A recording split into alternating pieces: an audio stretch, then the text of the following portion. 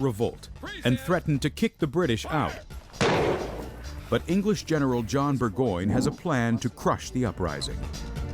Burgoyne just bulled ahead, intending that, to brush aside whatever opposition was there. Led by American General Horatio Gates, the colonists are ready to fight back.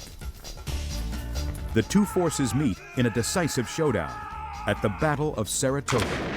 It was a huge brawl that lasted almost a whole day. It was very, very bloody fighting. You are General Horatio Gates. You'll face the questions that could win or lose the war. We ask, you decide. Test your skills, strategy, and nerve in Command Decisions.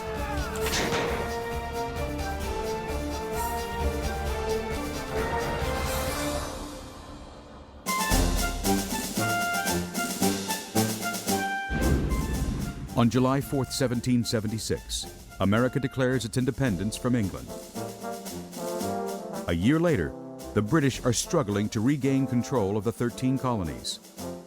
By the late spring of 1777, the British certainly knew that they were no longer up against a disorganized rabble, but they certainly had every expectation of winning.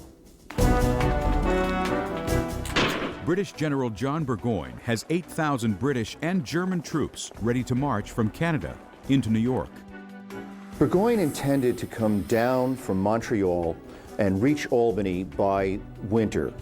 He would thus control the upper Hudson and be able to split New England from New York. On June 13, 1777, Burgoyne sets off moving south towards Albany, unaware of his enemy's strength.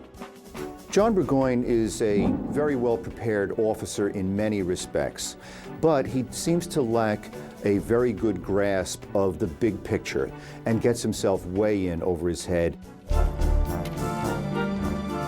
General Horatio Gates prepares to take command of the American Northern Army in Albany. The outgoing commander, General Philip Schuyler, has a force of 4,500 men cobbled together from Continental soldiers and citizen militiamen. The Americans have to figure out a way to stop Burgoyne's march through the dense forest.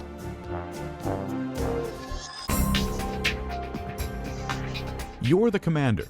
Who should be sent to slow the British march? Continental soldiers. They're the best trained men. Woodsmen.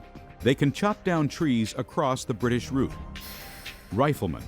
They can hide in the woods and shoot British soldiers.